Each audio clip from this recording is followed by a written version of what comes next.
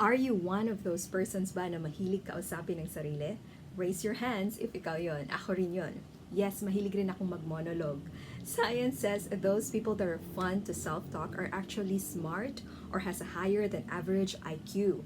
Exempted naman yung tipong kinakausap ang sarili sa hangin or yung clinically diagnosed as insane. Hindi po tayo yun.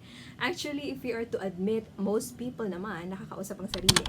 The thing is, may pagkakaiba lang ang mga smarter people than not so smart people in the way they talk to themselves. I believe, and I have observed this, that smarter people talk honestly, sometimes border brutally honest to themselves in a way that they positively disciplines and elevate themselves mentally.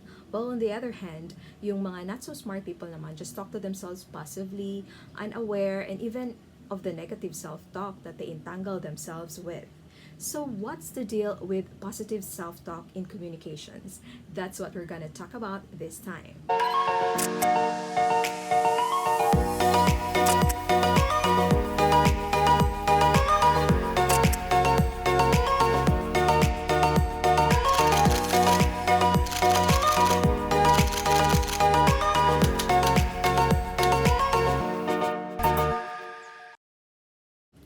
Here are some benefits of positive self-talk. Number one, self-confidence. Because when you're talking to yourself and challenging negative thoughts that rampage towards you, you can counter or correct it with positive affirmations that builds a positive self-image that results to your higher self-value.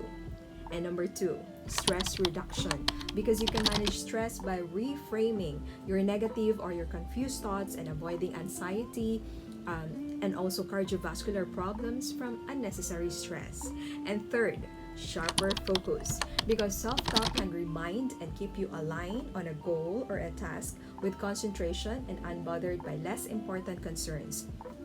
And number four, strong performance, because by positive self-talk and declaring your strength, abilities, and intentions, you increase your motivation and competence also. Na-notice mo yan, this positive self-talk is very commonly used by athletes during their sport rehearsals and before their competition to boost their performance. I'm not really an athlete or the athletic type. I am more like an artist type of a person. But still, I use positive self-talk in a lot of my artistic disciplines. You know, as an artist, I can be very freestyle in my musings. I use the self-talk to help me articulate my abstract concepts in writing or painting. For example, when I'm writing, in which I feel I have actually a stronger voice in writing than speaking, I need to verbalize the concept, say it in spoken words so I can catch it, because sometimes these concepts can be floating swiftly like clouds. I use self-talk to catch it and also to feel my emotions so I can clarify it. When I'm sad, I ask myself, bakit ba sad ako? Or when I'm happy, I exclaim, masaya ako kasi ganito, as in, ganyan. Masayang-masaya, ganyan. So, I speak it.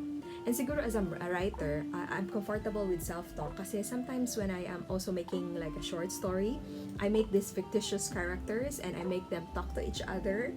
So, I kind of self-talk. And when I paint naman, I also talk to myself. Because like when I say I'm nervous about this blank canvas, I don't know how to start, and myself will reply, don't be so nervous, just start with one color. What do you like? I think I like to start with a yellow on the center, then I will sprinkle some green on the side and fuchsia red over here, and I like that, blah blah blah. I realized my line of thoughts and usual self-talk is not surprising as a creator, because a God, as the Almighty Creator, spoke to Himself, diba? Nag-self-talk si God. Sabi niya, diba sa Genesis, let us make man according to our image and likeness. Then from dust, He formed man and gave man breath. So nag-self-talk din si God. So okay pa tayo, friends. We are not out of our mind. Or actually in the mind, so to speak. When we self-talk, we are practicing awareness of our power, and that power is channeled through words. Remember, God also created everything in the universe by the power of His words. So with this likeness, we can also create by our words. Power, though, is like energy. It can be neutral. So it can be made good or bad. So here we have to be careful with the words we use to communicate to the most important person in the world. And who is that? That is you. Why not? not because you are self-centered, but because you bear the image and likeness of God as a creator and a communicator. So now what about you? You learned something wonderful today? In our episode about communications, do you practice the power of self-talk? I'm curious, how did positive self-talk impact your outcome? Feel free to share in the comments below. Create, communicate, and connect.